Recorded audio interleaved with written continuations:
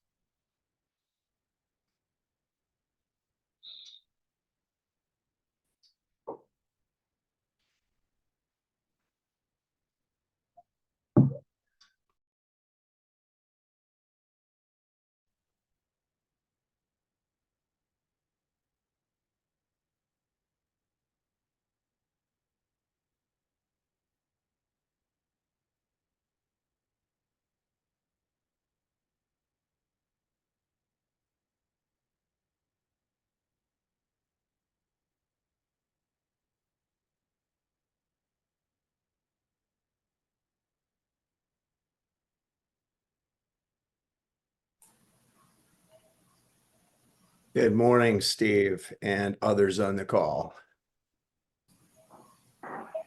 Ron and Cheryl Behrens are here. Good morning, Harlan. Morning.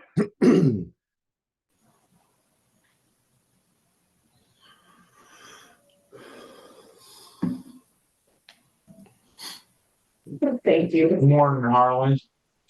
Good morning, Dennis. I'll be unmuted because of this craziness over here today. So I'll approve all the things. I'll unmute and approve them, and then I'll mute myself, sir. Just to let you know what's going on. Dennis, will you have a report this morning?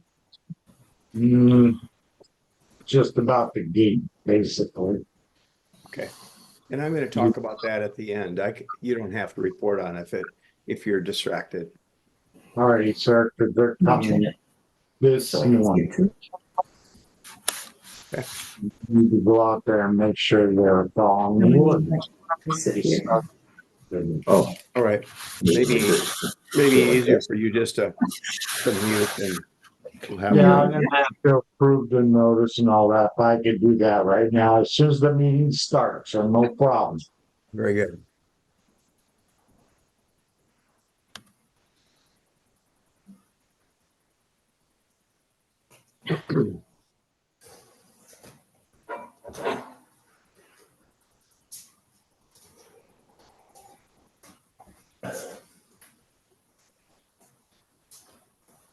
Oh, is the milk in the freezer? Yeah, I'm not sure I put enough in. Pardon me? Don't know whether I put enough in. Wow. Yeah.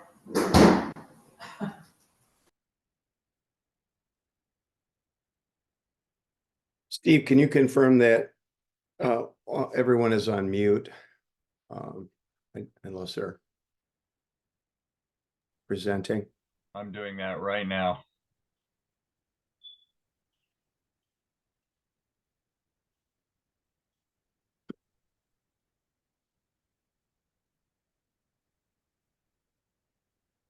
Good morning. Good morning, Adam. Morning, Adam. Now, I will apologize ahead of time, but at some point I got to drive my son to school. So if you call on me, I might have a small delay. I apologize. Good morning, Adam. Good morning. Day. All right, it's 9:01. I'd like to start the meeting. First of all, let's have a call to order. Dennis, was there a proof of notice, please? Yes, proof of notice went out and posted on all the boards. Excellent, thank you. Let's have a board roll call alphabetically. Adam first. Adam Lashinsky here. Brad Hansen here. Steve Dalton here. Harlan Steuben here. Becky, are you here? Okay, we have a quorum. Becky sent me a note, said she was taking notes. So I'm presuming that she's available. She sent me a text right now. Let me just confirm what that is, but let's go ahead and, oh, she can't come off mute. Steve, can you help? Let's go ahead and approve the minutes of the board meeting of January 23rd. They were circulated. Were there any additions or corrections from the board?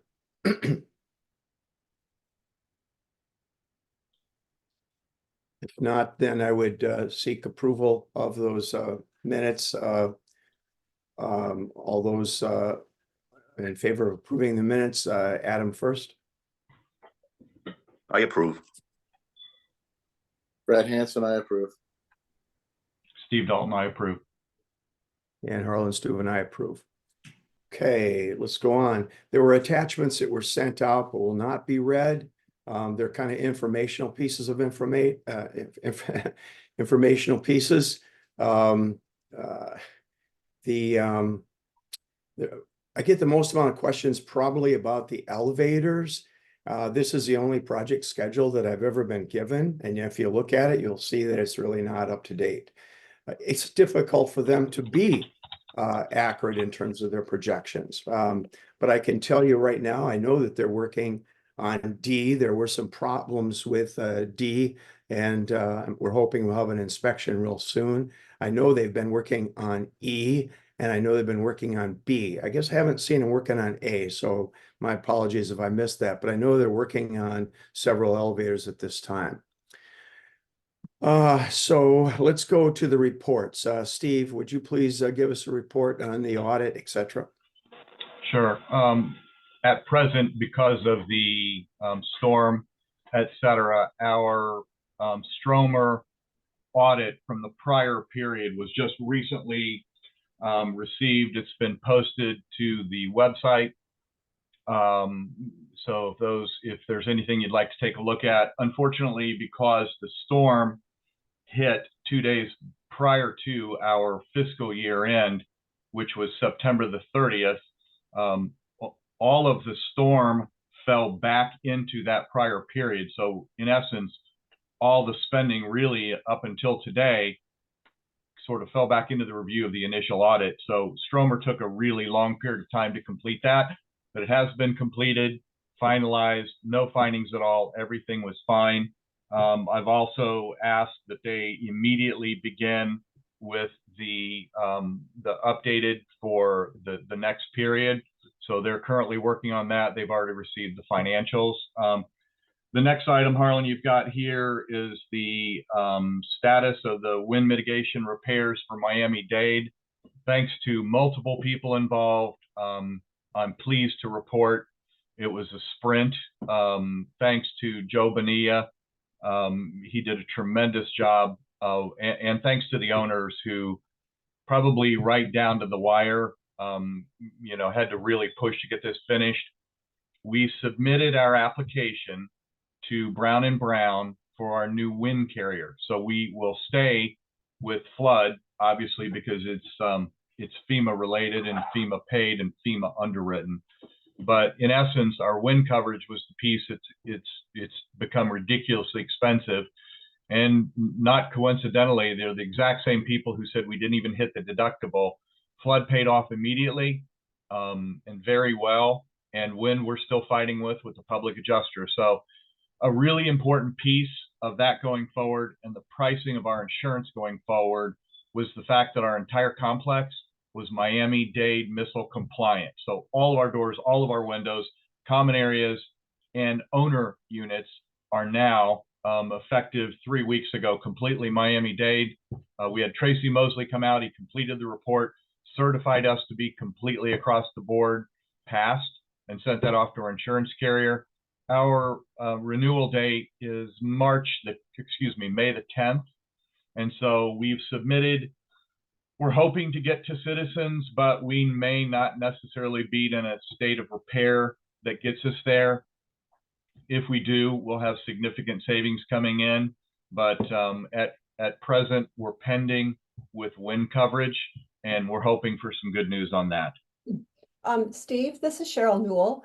Can you just send the spreadsheet for the audit that supports the estimate of the hurricane, the 10.627 million in note J?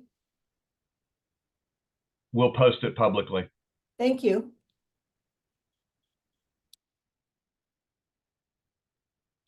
That's it for the treasurer's report. Harlan, do you want me to move on to the personal issue? Please do. Okay, folks, this is going to take a minute, and regrettably, I have to start off with some sad news. As many of you have heard, I've been personally attacked by what I refer to as a small group of perpetually unhappy owners here at BBC. I want to briefly address this issue and then put it away and get back to work. It's an honest summary of some events that have occurred in my personal and my business life. And when we're finished discussing this, I'm going to go back doing what I've done for the last year and a half, and that's working every day to rebuild the BBC in an honest and an ethical manner. So let's talk about the elephant in the room. Please forgive my tone, but I'm still really upset. This has greatly upset my wife. She can't talk about this without crying. And that really, really makes me unhappy. To be fair, I don't think that any of us deserve this, least of all her. And I think this is the acts of some owners that have sunken to an all-time low. And it is my opinion, and this is really important, that this is my opinion, that I believe these owners, and we're going to discuss this in just a moment, have done this because they haven't gotten their way on the pool house. And I feel like they have stooped to measures to try and change that, and have played remarkably unfairly and done so in, I think, a very unethical manner. That is my opinion. But I will assure you that I have already retained a local attorney, and we're going to formally address this with the people that are involved, and I assure you there's going to be consequences.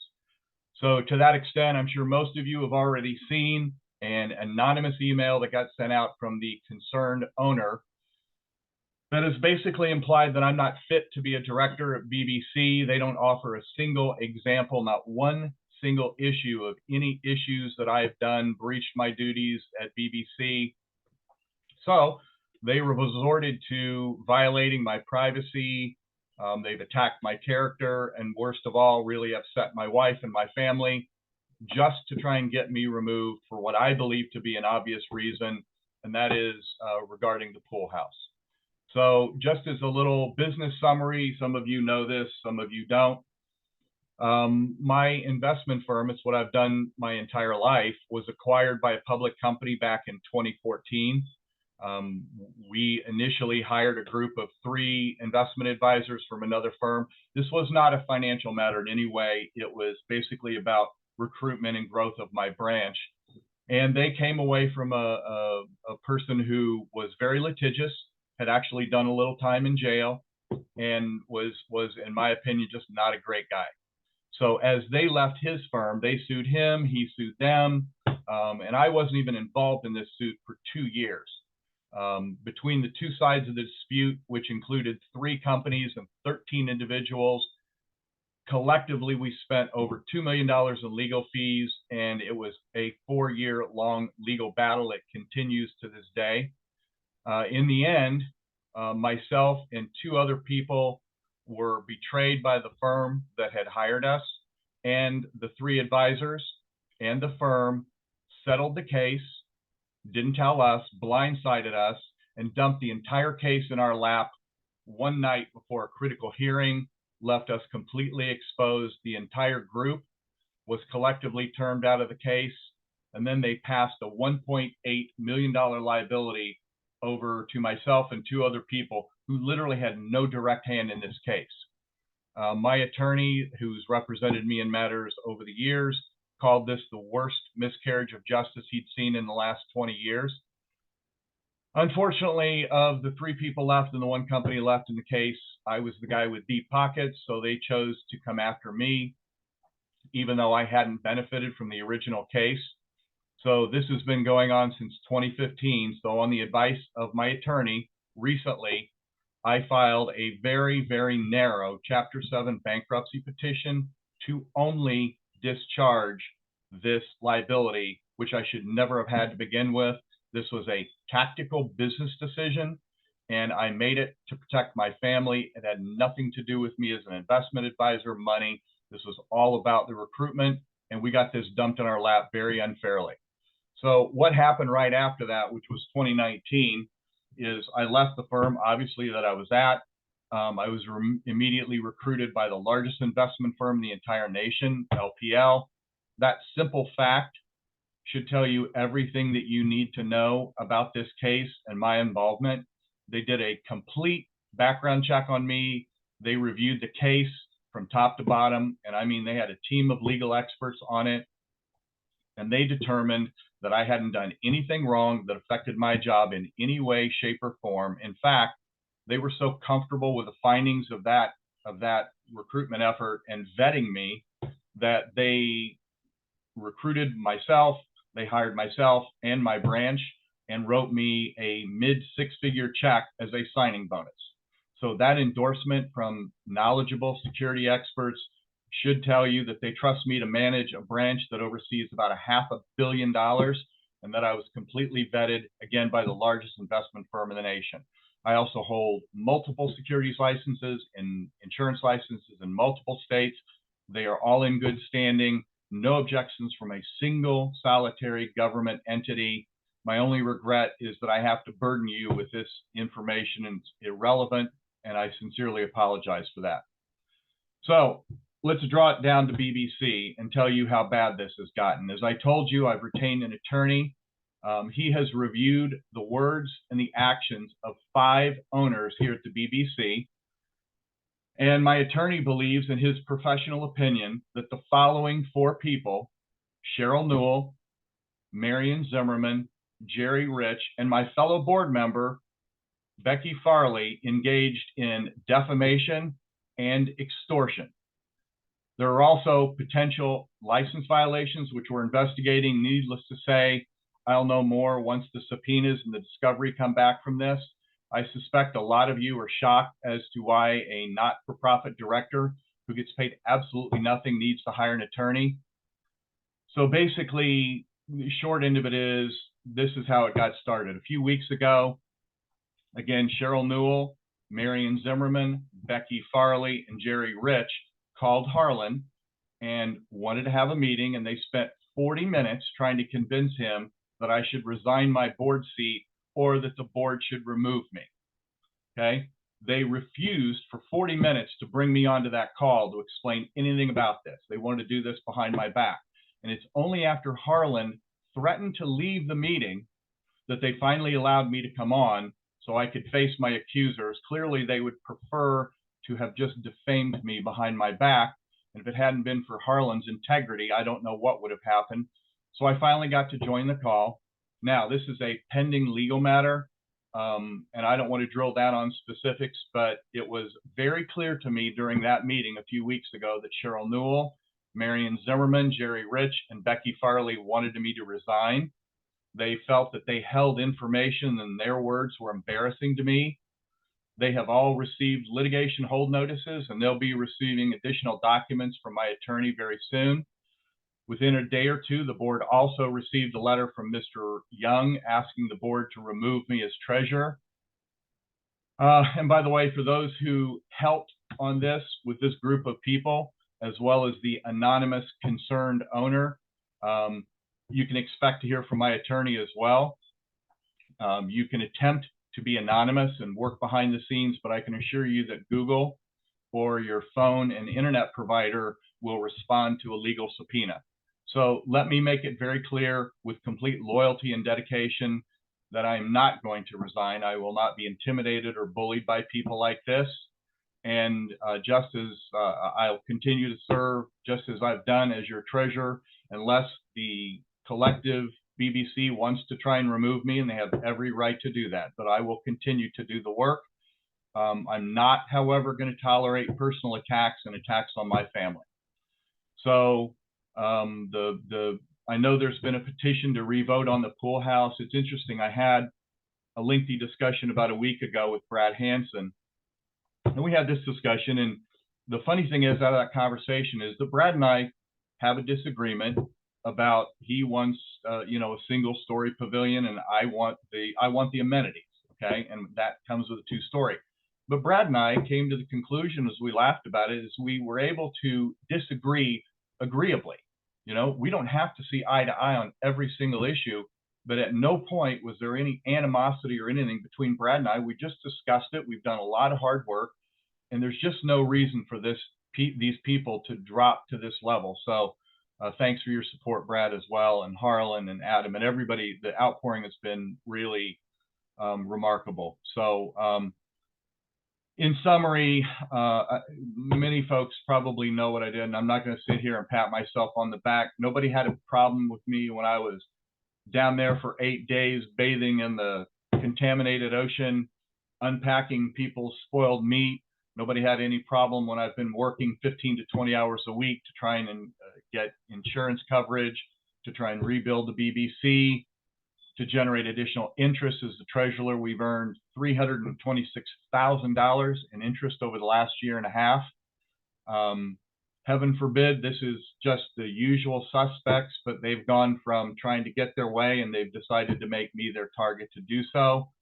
I don't think that's going to succeed, but we'll see how this plays out. By way of financial risk, I don't even write checks, folks. Every single check that goes out the door is reviewed by 4 different parties. Harlan or Adam look at them, I look at them, Dennis looks at them, and then 2 people at Davis review these. So I believe that they've phrased this, oh, well, we think that there's financial risk because of a lawsuit that I literally had nothing to do with and a tactical business decision that I made, which of course is ridiculous. I still think this is 100% about trying to remove me as director because they haven't gotten their way. So for those of you who knew nothing about this, I'm really sorry for wasting your time, and it's really regrettable that these owners and my one fellow director put me in this position. Again, my most sincere apologies. I'd like to thank Harlan for allowing me to respond to my accusers. If it wasn't for him, his integrity and his moral compass, I'm not sure how much more my family name would have been destroyed if he didn't insist on doing the right thing. It's extremely disappointing, but I will tell you that I'm going to deal with, through my attorney, the perpetrators. And I just want to move beyond this issue, and I'll deal with that as an aside. Thank you for your time and for your support. The outpouring of support from people has been humbling, to say the least. That's it. Thanks, Harlan.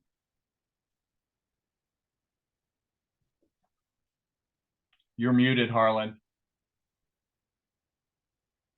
I got some background. They're drilling right under us here, so hopefully that doesn't disrupt what I want to say. Yesterday, I sent out a presidential message, and I won't read it now. I'm sure most of you are glad that I'm not going to read it, but please do take the time to read it. And in that first or second sentence, I have a link to a YouTube video that was done by Steve Dario and his wife. It shows where we were immediately after the hurricane. There were some pictures that I was able to add. We really have come a long way, and there have been so many who have contributed to the BBC, and we have so many heroes. Really, we do. Steve is one of them. Now I'm going to paraphrase: whomever is without shame, guilt, or misdeed, throw the first stone. Bankruptcy proceedings are available to the public, which I've been told. Well, it's public information. Yes, but who took the time to dig it up? And why? We've seen a faceless email sent under the cover of concerned BBC owners, demands to the BBC board of directors for resignation and recall of Steve. I've received threatening calls and emails. Ask yourself why. To my knowledge, Steve has done nothing at the BBC that would warrant such a personal attack. Ask yourself why. And why now? There has been no malfeasance. The 2022 Stromer audit found none, and there's a 2023 audit underway. In an email I got from an owner, he said, this is not only mean-spirited, but blank, blank, blank, faceless attack on a fellow owner. No one, BOD or not, should be subjected to a backstabbing attack of this nature. Ask yourself why, and why now? Is this the way we want to treat each other in the community? Board members are not employees or contractors that can be bossed around or threatened. They serve for the greater good. Perfect in the past? No. Perfect in what they do? No. Perfect in all their decisions? No. We just had Easter. What have we learned from the blessings of Easter? That's the end of my lecture on that point. Sorry if it comes across as strong-willed or hearted. But let me erase the fears of potential malfeasance. What is the process for handling our funds? Because this seems to be the core issue here. No board director or the manager has physical checks in their possession. They do not have personal access to our accounts to release money except through our account. Now, I know in the past, there were checks in the office. I know in the past, there was a petty fund in the office. I know in the past, there may have been problems, but no board member or CAM has access to checks or to our accounts. We've instituted, since this, we tighten it up even more. that the president and vice president need to approve every invoice before it's sent to the accountant. And every check written by the accountant requires an invoice. Now, prior to this, and for many months, I've been personally reviewing every check that's been written since October of 22 to monitor what we spend money for. I've not seen any evidence of malfeasance. We have independent audits I've mentioned, and we've got BOD insurance for malfeasance. I see no reason to be of concern. I want to say that one of the attackers with financial experience was invited to help Stromer with the audit. She never responded. I asked the same attacker days ago to offer process improvement ideas. She gave me none. Apparently what we're doing is without need for improvement, but I offer the same to anyone. Tell me how we can do it better, and we will try. All right, enough of that. Thank you for your patience. Anne Marie, would you provide us the survey results of the survey on the bathrooms, please? There were 94 unit owners who responded to the survey, so that's just shy of half. And it was distributed across the buildings pretty equally. The option one, which was, I remind everyone to have a standard men's bathroom and a standard woman's bathroom, each with a shower, received 21 accounts, which was 22% of the total. Option two was to build one non-ADA and one ADA with showers, both unisex. To the buildings, that was a count of 44 or 47% of the total. And option three was a bit of a hybrid, right? So each building, A, B, D, and E would have a non-ADA bathroom and an ADA bathroom, and they would swap between women's and men's accordingly, and then unisex in building C. That received 29 votes and for a 31%. So I would say overall, there is a interest in having some ADA bathrooms. The board has received all of the comments and will be reviewing them in the days ahead. Yeah, I'm trying to go on and off mute because of the background noise. Anne-Marie, thank you for coordinating all of that. And for those who took the time to respond, thank you as well. I think based on this information, I'll be working with the board members to put together a material alteration vote on what to do with those bathrooms. We'll have to have a separate board meeting to approve doing that vote. But in the meantime, we'll be working on putting together the wording for that. Thank you again for doing such. New business. So I've listed the contracts that have been approved or implemented since the January board meeting. Most of these are kind of standard things that the roof check had to do with the insurance company required us to do a roof check. There were some repairs that needed to be done. There were some air conditioner condensers that were left over. As you all might remember, we had air conditioners in each one of our common rooms. So when the air handler that is in the common room was destroyed, we are left with the line set that goes all the way to the roof, as well as the air conditioners on the roof. They're nothing, they needed to be removed. Otherwise, it would just become a potential hazard for different reasons. Then they capped off the line sets that were there so that we didn't have leakage. We put timers on the buildings so that the lights would go on and off and related to the solar. There was a small change in the game room lighting. We had to for the floors in the elevators to be the elevator floors needed to be tiled before they could be finished. So we have a total flooring is doing those. We need air conditioners. They're small air conditioners, like floor mounted air conditioners in each one of the elevator rooms. That's required by code. We had to do some pool deck removal. As some of you have been here a long time, realize that there was a product that was put on top of the concrete that over years have been flaking off. and there was still some of it there that had to be removed before we could get down to the bare concrete.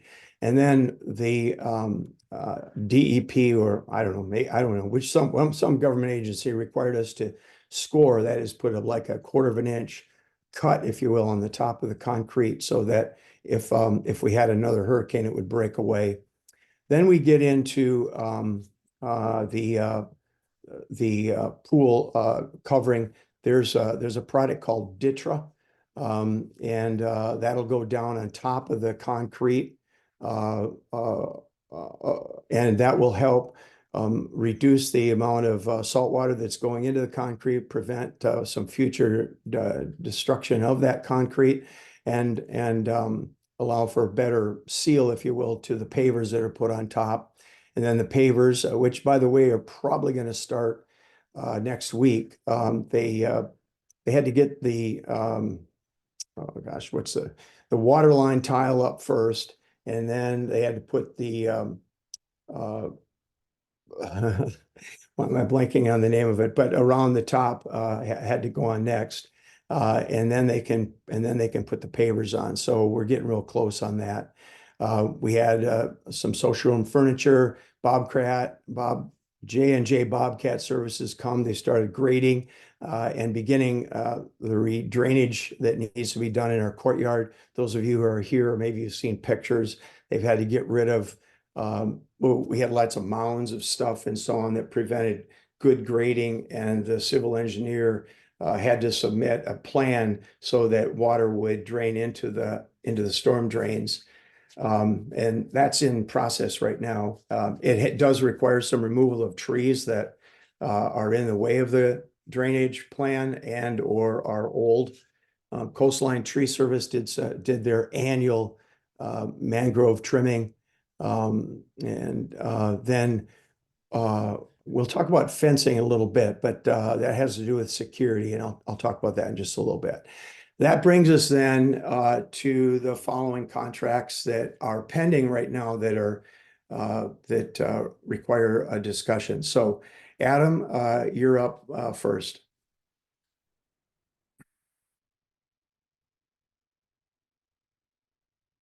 Harlan, give me 1 second. I apologize. Give me 1 second.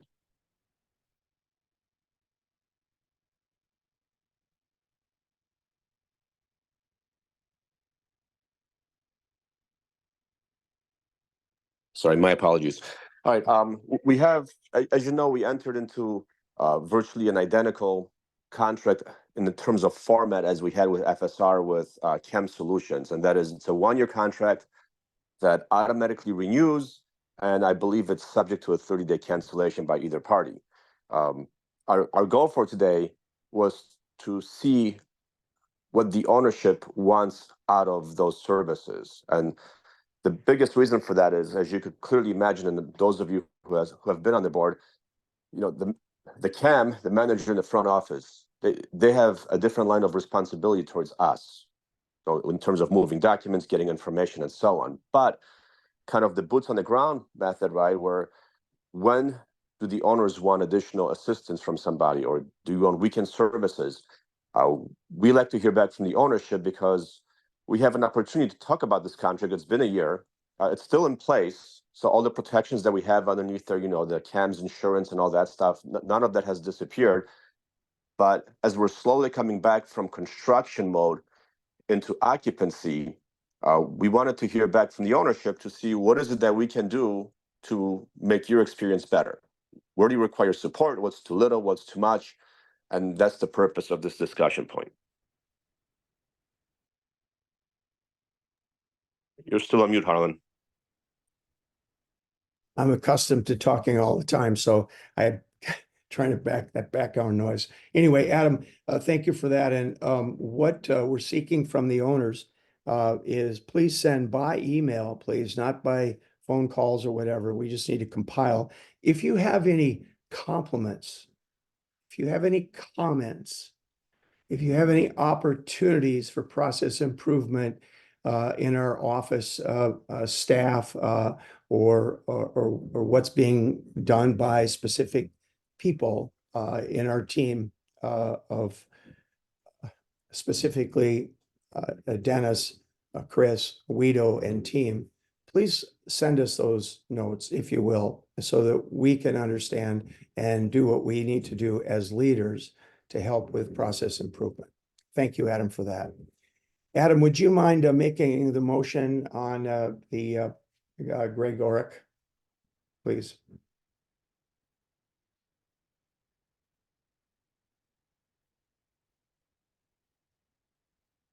Why don't we do this? It sounds like he may be in some, so Brad, would you make a motion to accept the proposal by Greg Orick? Sure. I'd like to make a motion to accept the proposal by Greg Orick to Marine Construction seawall in the amount of $225,364. Steve Dalton, second. So the background of this, guys, is that as you probably know, if you walk up and down the beach, most of our neighbors to the south of us have put up seawalls. They're varying heights, and our board some years back also put up a short seawall in front of E building. And I suspect that those seawalls helped reduce some of the damages along the way. The state of Florida is so confident, convinced that this is a good way to go. They're willing to pay half of what the cost is, up to $150,000 contribution from their side of things. And so Ron met with 3 different, maybe 4, and if Ron's on, I'll let him give a short summary of that, and negotiated and came up with his best choice, and made that recommendation to Adam and I, and now we have shared it with the board. They've seen the proposal. In short, it calls for a 42-inch seawall that would run the entire length, north and south, of the BBC property line, on top of the existing seawall that's there, which is for the most part pretty flat with the walkway. But Ron, why don't you, if you're on, I think you are, please offer some additional insight as to the value of this and what the work you've done behind the scenes. Hi, good morning. Yes, I met with 4 different contractors, met personally with each one, walked the property, because there is an existing seawall that has been there forever, that's 10 foot deep, and we will add to that. The purpose of this whole thing, I was personally involved in watching the hurricane come in. I was there, and in just a few 15 minutes or so, it just washed the sand berm off into our property. So I thought it was very important that we protect our investment and create some protection to our property for less damage in the future. This wall won't be any higher than the sea dome that was there. It will also, we added riprap, which is probably the most important part of this wall, to bust up the surge coming in with the force. So that all has been planned with J.R. Evans Engineering, and everything's been approved. So everything is done. It's been approved by J.R. Evans, the contract for Greg Orick, and he was the best choice in my respect to having everything all done according to the specs that were drawn per the plan from J.R. Evans. So I'm happy to see that this is going to be achieved. Thank you. And Ron, did he give an indication of when he can start, and how does it affect the turtle season? I know some of those answers, but I don't know if everyone does. Yeah. Well, typically what I was told by J.R. Evans, that we can start the process for the wall only during the process of during the duration of the turtle season. However, the riprap and sand dune cannot be done until after that. So the most important part is to get the wall up as soon as we can to protect for the next hurricane season coming in. So that's our goal right now. We're just waiting for the final permit that I believe we just got passed to go ahead with this work. So I would assume we can start this in the next 2 months here at the latest. And those of you owners who've been here for a while realize that most of the hurricanes are not disastrous like the one we had, but in fact, we have sand and so on coming into the property and damaging our pool, etc. So this wall at that height should reduce most hurricane sand and water infiltration to our property. Yes, it does not go all the way around, so it's not like we're in a moat. But it'll take it from the front west side of the property. Board, do you have any questions or comments about this proposal? Just additional information. We actually went through about 4 different engineers and 2 GCs about this, and everybody agrees this is the number one way to protect our property. Additionally, the contract in question, we had our engineer review that to make sure that it satisfies all the requirements. And if everything works out, I believe there is a grant from the state of Florida that we could recoup up to $150,000 on this. So putting up this kind of line of defense, which everybody agrees that this is the best way to protect the property, it will probably keep a lot of sand out and everything else, seems to be the number one way to serve our whole campus. Thanks, Adam. Any other questions or comments from the board, please?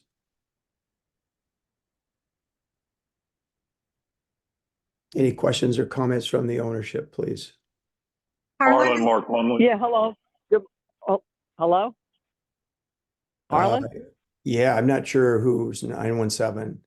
This is Karen Sauter in 432. I have 2 questions. Do we have a fairly good estimate for the total cost of that project? Well, this is the cost. And Ron, please comment if I'm incorrect. But this is the cost for the wall plus the riprap plus the sand. Is that correct, Ron? Yeah. And then That's true. and then we will get half of that from the state per what we've been told from our engineer.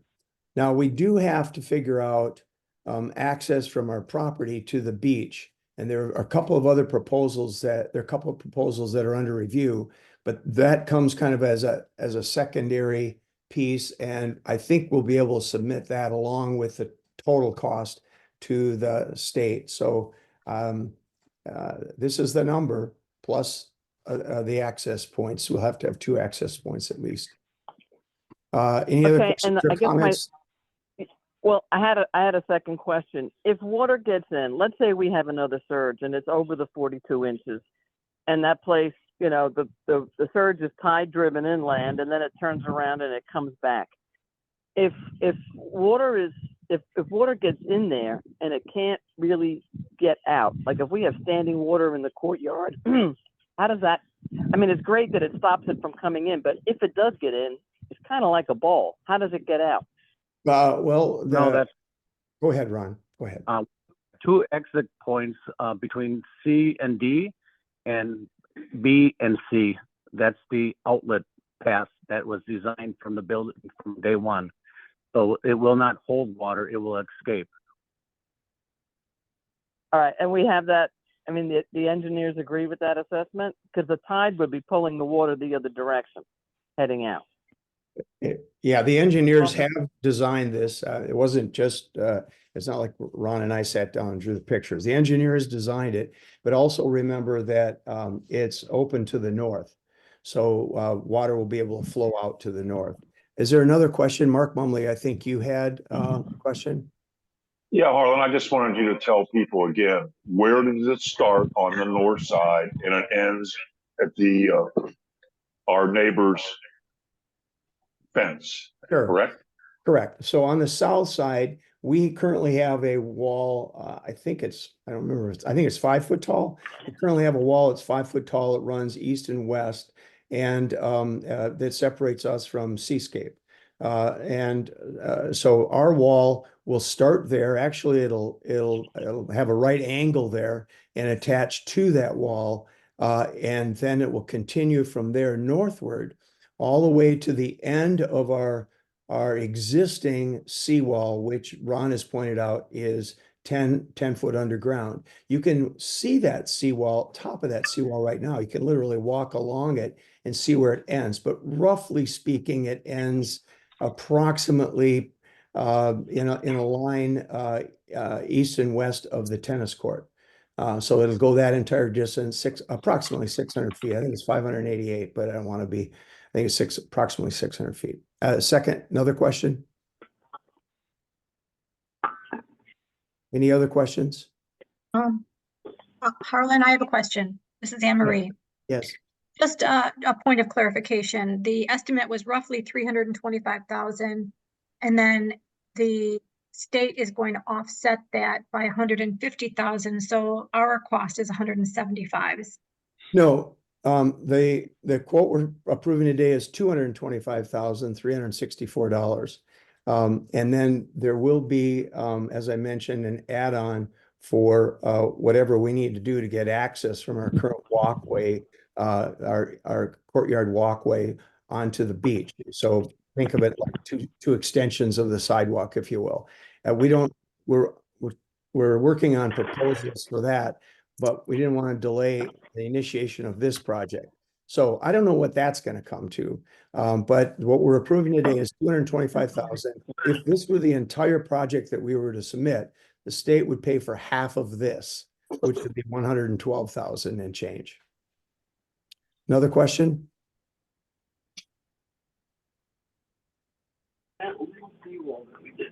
All right, so then I'm going to ask for a vote on this motion. All those in favor say aye. Adam first. Adam Lachinsky, aye. Brad Hanson, aye. Top salad. Okay. Steve Dalton, aye. Oh, yeah. Becky Farley, Alice aye. Newman, aye. Becky? Becky Farley, aye. So 917, please mute. I got it. Let's go to the next motion now. Steve, I'm going to ask you to make it, and then Brad, if you're available to second. Adam is driving and can't read the motion, so please go ahead. Sure. Harlan, I'd like to make a motion to accept the proposal of landscape Florida courtyard planting and irrigation in the amount of $394,028.80. Do I have a second? Brad Hanson, second.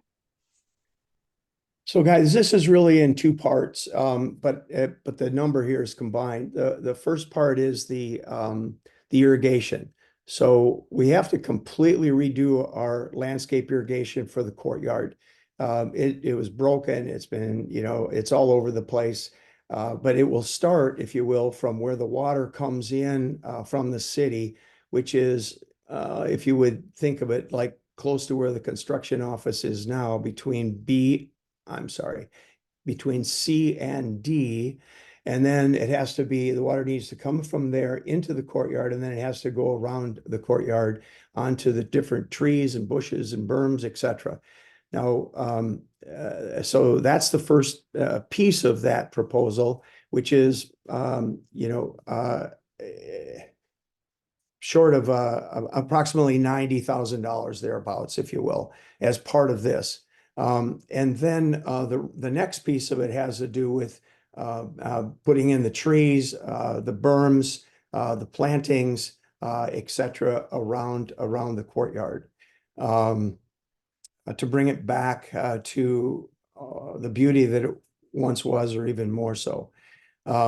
So any questions? And this all was designed by our landscape engineer, Kristen. And Landscape Florida was one of 3 companies that she got bids from. And it is her preferred company to work with. The other 2 bids were from Blue and a third from O'Donnell. Landscape Florida was in the middle of those 3 dollar-wise. Landscape Florida has also been out here several times. I've met the owner. They've also been the ones that have done the cleanup to our courtyard a couple of times, and very likely will be the company that will do most of the ongoing maintenance of our courtyard and plantings. So there's been a significant amount of thought that's gone into this. Any questions or comments from the board?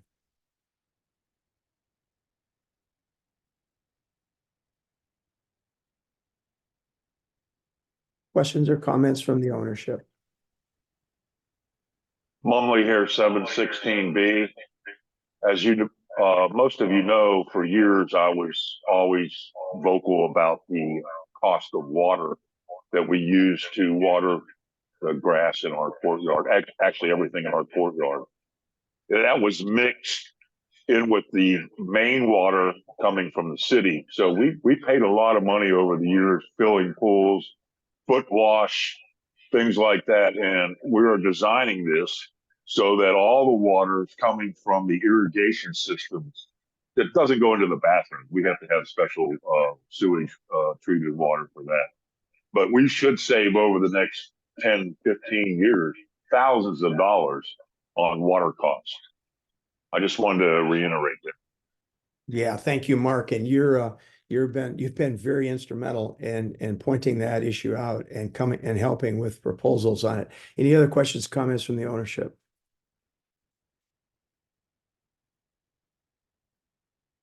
I'd like to ask for a vote on this. All those in favor say aye alphabetically. Adam first. Adam Lashinsky, aye. Brad Hanson, aye. Becky Farley, aye. Steve Dalton, aye. Roland Steuben, aye. The motion carries. The next one is about the JL and electric gearboxes, and I'm going to withdraw that today. And the reason is that Roger Crom has been doing the obtaining the bids and doing the negotiation with contractors, and he has I think maybe a better option than JL Electric Gear company. So we'll get a proposal very soon on that and come back to the board with a request for approval. Roger, are you on? And do you have anything you want to say about this? This, by the way, is for replacement, permanent replacement of our gearboxes in the electrical rooms. As you might remember, we were given temporary occupancy of our complex, primarily temporarily because of the gearboxes we have right now have been refurbished. And the city has said, no, not long term. We won't give it to you long term. So we have to have them replaced with permanent. And it's taken us quite a while to get, there's a lot that goes into the planning for this. Roger, are you there? Can you offer any additional comments?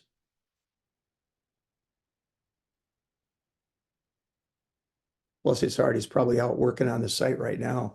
I can tell you that I shouldn't say any more right now because I don't want anything else. But I'm going to withdraw this proposal. So let's go into the discussion mode. I'm also going to withdraw the discussion about office staff schedule because I want to get some comments from owners before we have that kind of more detailed conversation with Chris and Dennis.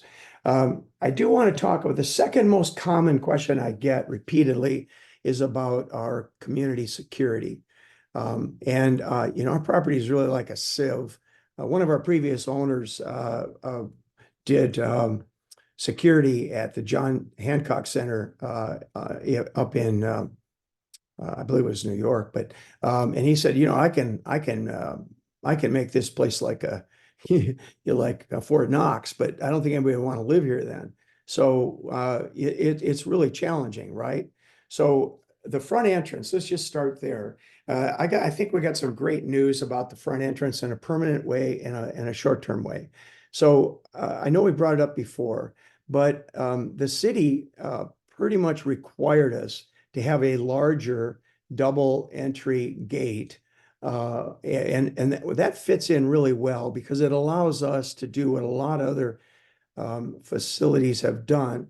That we'll have an entrance for owners, and that can be accessed with a vehicular electronic security system. So instead of a clicker, which unfortunately people tend to give away, or they can reprogram their cars so that you can get in that way, this will be a barcode that will be attached, or something similar, be attached to the front of your car, so that when you drive in, it automatically opens. Well, that means you can't really transfer it from one person to the next, or one car to the next. We'll have some mechanics behind how we're going to make that work for people who rent cars, temporary cars, etc. But for those of us who have permanent cars, this will reduce the likelihood of somebody getting in through that entrance. The second entrance will be very similar to what you've seen in many other locations, where there's a security kiosk, similar to what we had before, but with greater security, that will require someone to have a code to get in. But we will use that code, we'll give that code out only to those people who are registered renters, or I'll say permanent guests or workers. So what I mean by that is, let's say your watch company, a home watch company, or let's say the a mail Amazon delivery, those kind of people would get a permanent code to be able to get in, and it would allow us to trace if it's being abused. So, but on a temporary basis, today, in fact, we're putting up a fence across the front of the gate. As those of you who haven't been here, that whole thing was ripped up. We had to tear it down. And in preparation for the construction that's going to be occurring at the gate, we have to put in a chain link fence anyway. So we're going to install it today. It'll have a 12-foot gate on it, so there'll only be one entrance, one exit for the time being. And that'll be on a roller that can slide back and forth. But we have to decide how we're going to deal with that in terms of locking. You know, we had a problem with a gate lock before, when we had our previous gate, which we then used a bicycle lock on. And man, I got telephone calls at night, on the weekend, whatever, it wasn't working. That's not going to happen anymore. I can't take telephone calls on how to get in the gate. So I don't know how we're going to deal with that. I'm open to ideas. What I'm thinking right now, we'll start with, is just rolling it back and forth during the day. During the weekday, we'll leave it open completely, so that all of our construction workers can come and go. On the weekend, which is our biggest problem, I think we'll probably have to figure out when to lock it, if we do at all. Then I want to talk about pedestrians, because that's another big issue. And we got so many different points of access. We got the beach out front, the southeast corner of our perimeter wall that's over there by the boat slips. We got the southwest corner of our perimeter wall that we talked about a few minutes ago. We have people who climb over the wall, that 4 or 5 foot wall that's there.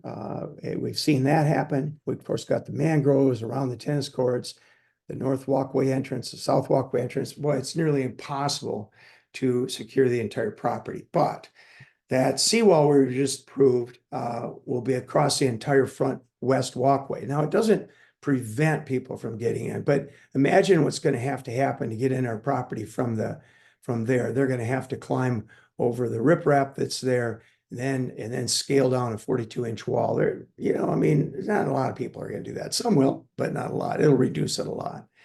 We'll have to have a seawall connection at the southwest perimeter wall, and then we'll have to figure out what to do. And under consideration is on that north walkway, allowing for access for you to get out of the property on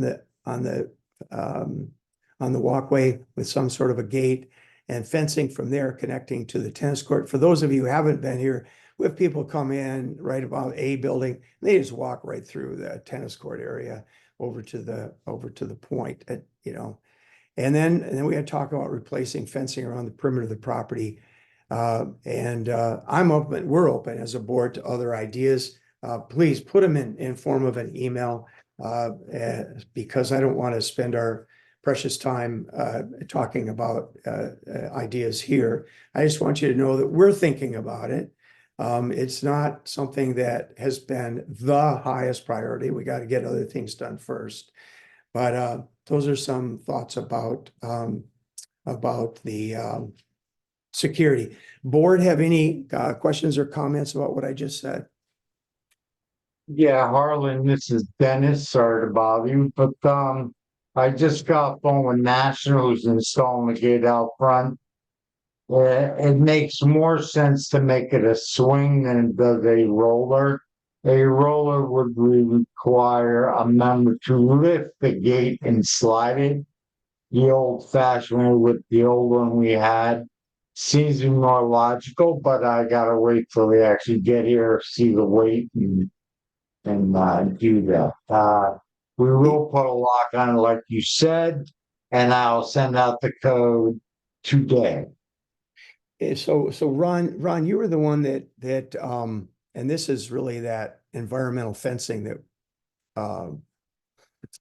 contract that I mentioned previously. But Ron, are you there? Can you give us your opinion? You're the one that really talked to environmental fencing.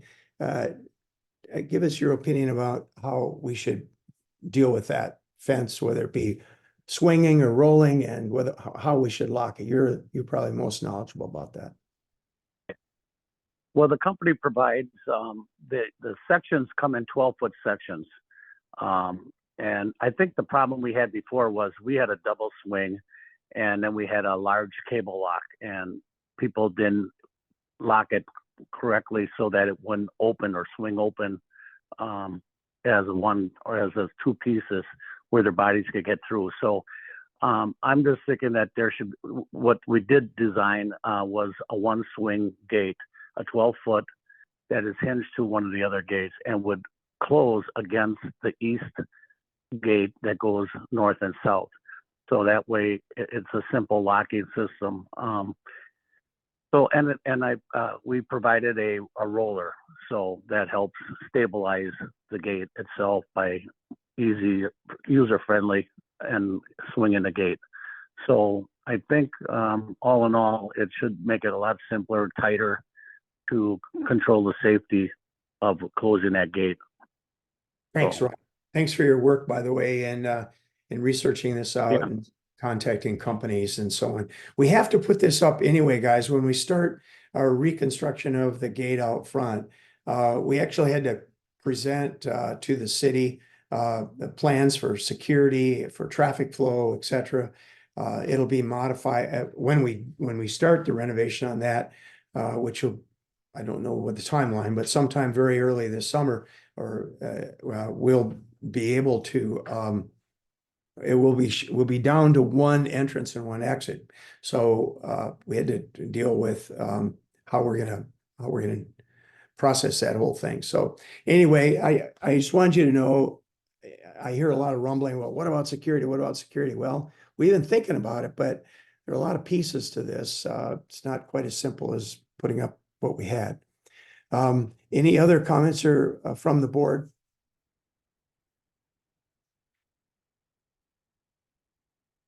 Any other comments from the ownership? Please make them simple and short and sweet.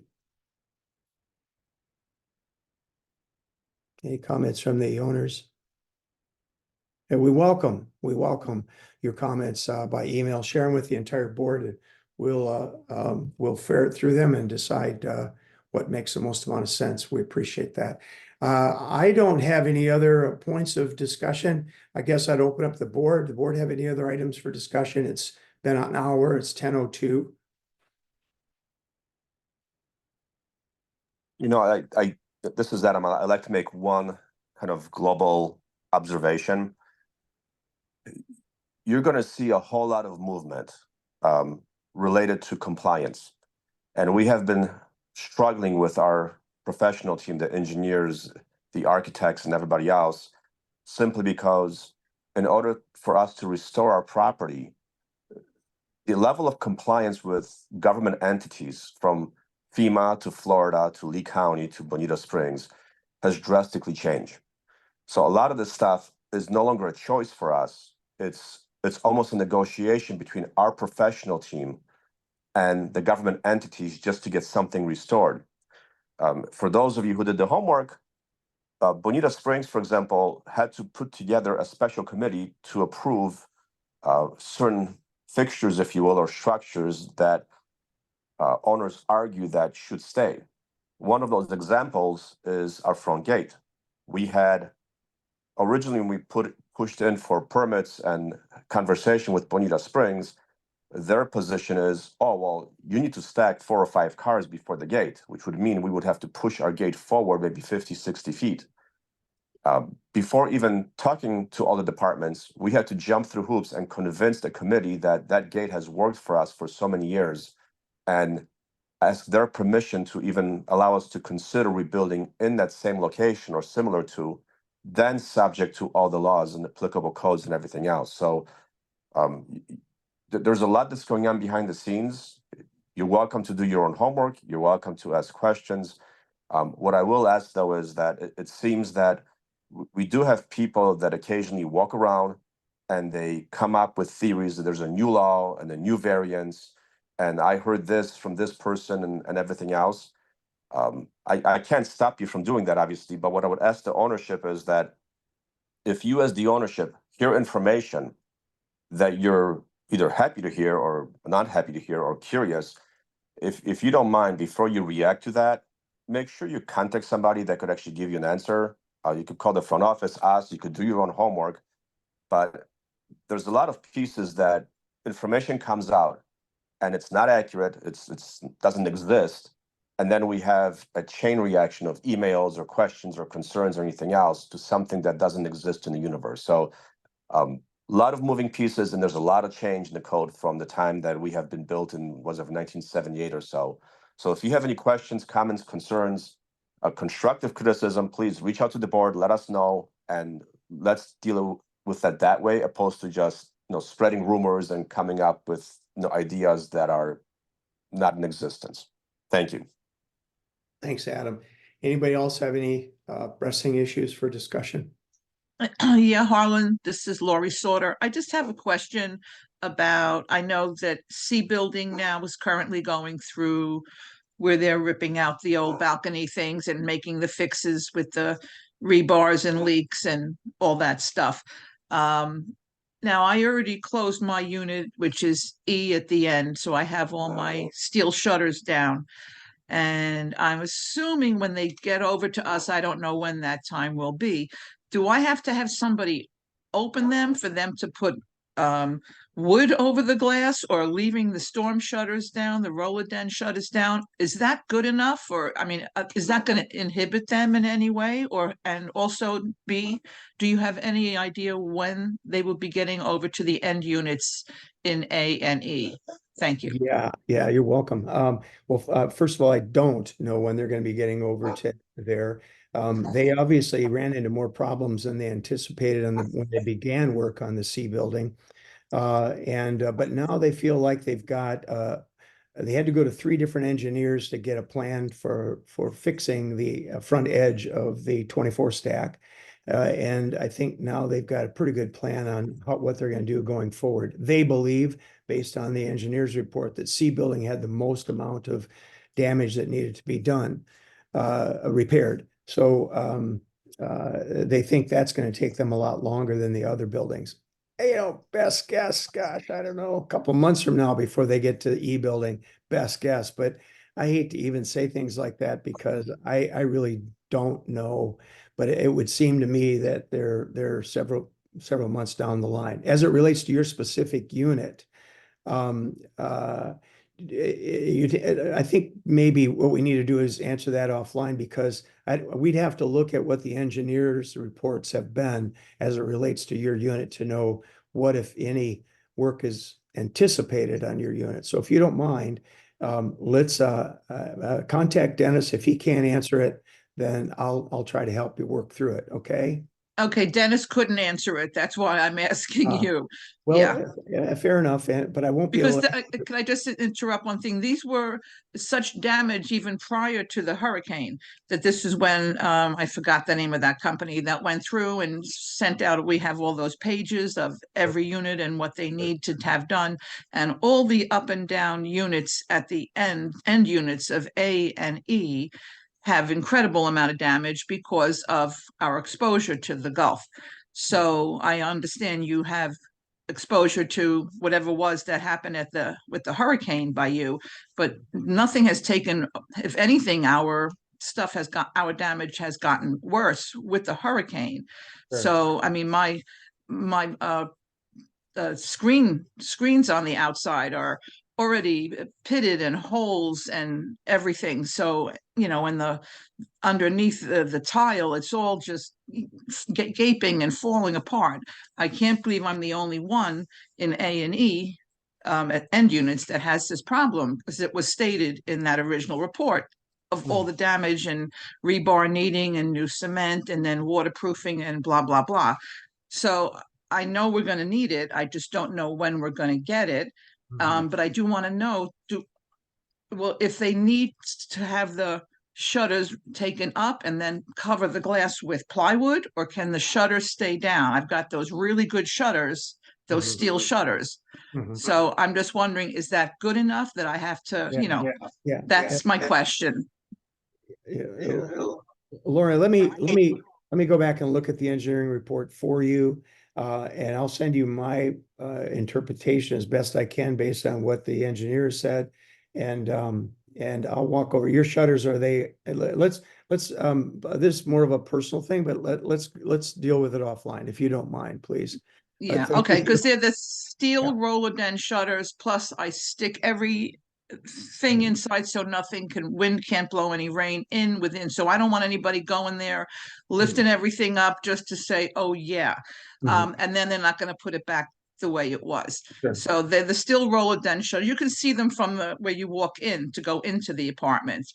So, and where they come down to, you know, cemented into the thing. So I just want to know what would have to be done. Are they okay leaving them down there? They don't have to put then, you know, wood across the windows or anything. I got it. Thank you. I'll get back to you. I probably will have Kyle come and take a look at it with you. All right. Anybody else with questions or comments on this, on security or other topics, I guess? Okay, then I'd like to ask for a motion for adjournment. I'll make a motion to adjourn. Adam Lashinsky. Steve Dalton. Go ahead, either one of you. Steve Dalton, second. Second. All those in favor say aye. Adam first, alphabetically. Adam Lashinsky, aye. Brad Hanson, aye. Becky Farley, aye. Steve Dalton, aye. Alan Steuven, aye. The motion carries. We're adjourned at 10:10. All right. Thank you all for your patience today and your support and attending the meeting. We appreciate it very much. And we'll see you this afternoon at 2:30 Eastern time. Thank you, everyone. Bye. Bye.